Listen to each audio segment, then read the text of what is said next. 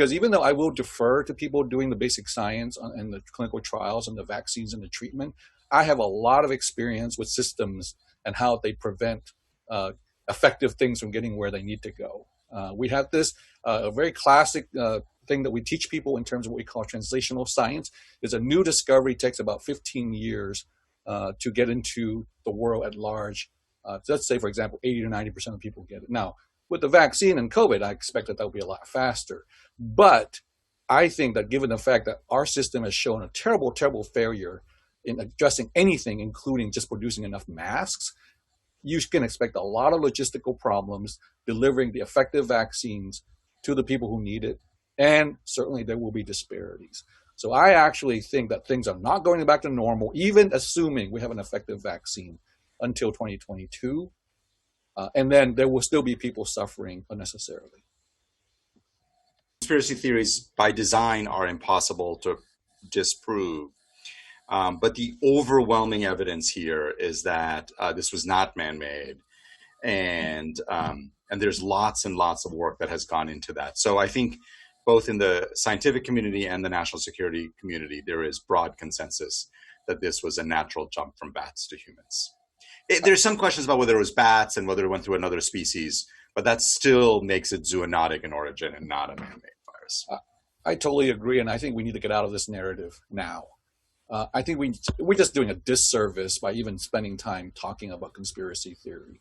The kindest interpretation of conspiracy theory from my perspective as a clinician is that people need to have an explanation for a massive, overwhelming issue that they have no idea how to deal with. That's the kindest explanation I can give you. There are many other explanations, and engaging in it, I think, is just more distraction, because we need to be focused not on where it came from or who made it or how it got here.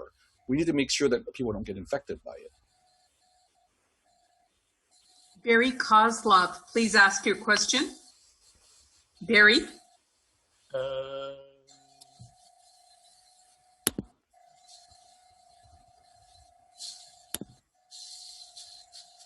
Hi, my apologies. It took me a while to unmute.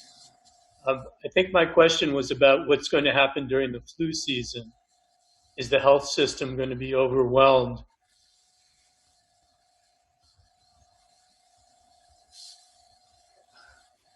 Would either of you like to take that question? Yes, the answer is yes. I mean, I think there were some questions around sort of adequacy of flu vaccine production in terms of everybody's rushing to work on the COVID vaccine. I don't think that's going to be the problem. I think it's going to be a problem with, as a clinician, I mean, right now, I don't want to give shots to any patients. I mean, it's really a ridiculous thing to say, like, patients are due for vaccines and stuff, and I don't want to make them come in to do that. So even if I were thinking that way, I can imagine, as a system, we have to figure out a way to safely give people the flu vaccine. And I think we can do it. The question is, do we have the sort of the foresight and sort of the commitment to do it? So I suspect that the delivery of the flu vaccine is going to be limited or somewhat restricted. Yeah, Oh, sorry. Oh, I'm sorry. Please go on. Yeah, I have. So I gave a talk on this yesterday where I said I think what Dr. Nguyen just laid out is the consensus public health view by lots of very smart folks, and I always am loath to go up against a consensus view, but I'll give you my contrarian view on this, which is I am more optimistic about the fall and about the flu, and partly because I'm looking at data coming out of the Southern Hemisphere and where flu has been very, very mild. And that's because there is a lot of social distancing that we're all practicing. I believe most of schools will be closed to in-person instruction for a large part of the fall. The schools tend to be a major source of flu spread. And so put it all together, and I think we'll end up having a mild flu season as a benefit of all this social distancing that we're doing and all the hand washing we're doing. And so I think there's a lot of thinks here, right? A lot of hopes here, a lot of fingers crossed here that we might end up escaping. That's not, by the way, a plan. We should still plan for a much tougher season ahead, as Dr. Redfield said this morning. But my personal best guess is that we'll have a milder flu season. And then if we get some mute. Okay, there we go. I guess this question is for any of the panelists, and thank you for such a great presentation. How does the U.S., which is in some way set up with 50 different areas that govern themselves separately, you've got a governor in one state that wants to do one thing, you got a governor in a neighboring state that wants to do it differently. How does the U.S. manage a national program that enacts enough control of the disciplines to lower transmission nationally? It's a great question. Yeah, maybe I can just quickly start by saying, the history of public health in the United States has always been a state-federal partnership where states lead, but the federal government is right there coordinating, providing resources, providing technical guidance. And the CDC obviously has been the lead agency in all of this. And that's been a pretty good model. There are two problems with that model as vis-a-vis this pandemic. Number one is that we have been substantially underfunding the public health infrastructure. So we find ourselves now going into battle, if we're going to use that analogy, with a very weak state public health infrastructure that has been chronically underfunded. And then the second part is that the federal government has been largely absent in this. And so now states find themselves with a weak infrastructure, little federal partnership or guidance, fighting this pandemic. And so what you see is these incredibly varied responses, some of which are quite science and evidence-based and a lot that are not. But the last point, which really gets at the heart of your question, is that we can't actually pull it off as a federalism thing, because it turns out that people can cross state borders pretty easily. And we have not yet put up walls across states or started doing border checks aggressively.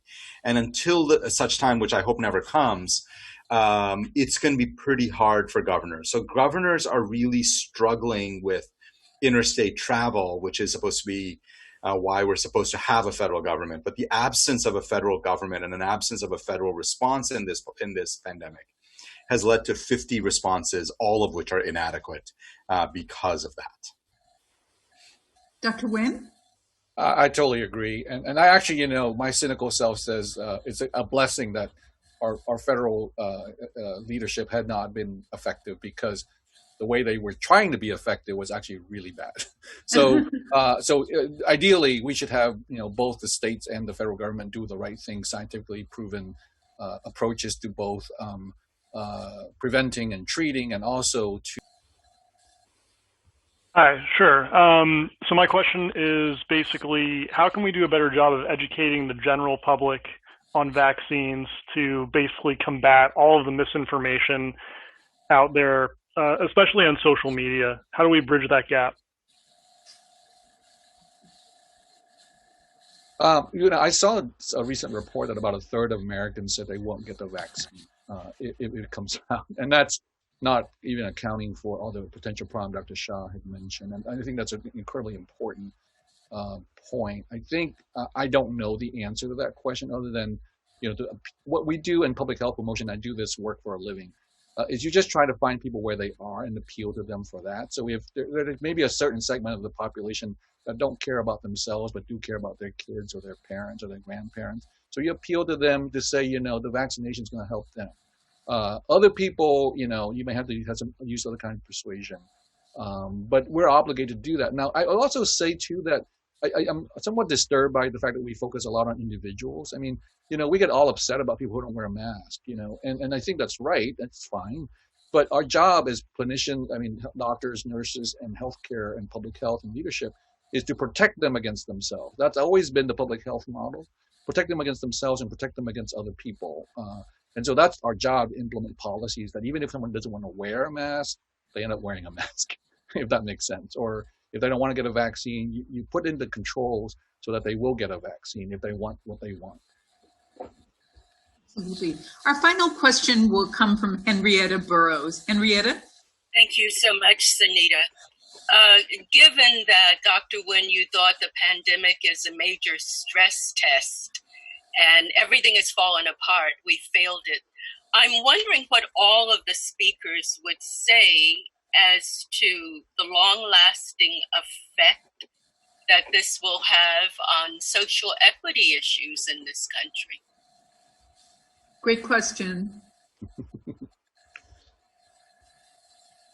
I'll take a crack at that. I mean, I'm actually, I sound like a pessimist the whole hour here, and I actually am very optimistic because it is in times of crises like this that people can no longer pretend that things were going well. It's in times of crisis like this that we identify systems that have failed and why they fail. And I have total faith in the American people to take a look at all that and decide to fix it. So maybe not in the next year or two, but I think in the not too distant future, we're going to identify exactly what's happened here and what we need to fix it. And it could be a political or a policy or scientific or cultural shift, but I think they're going to happen. I think Dr. Jha is right. We don't know exactly what's going to happen as an outcome of this pandemic.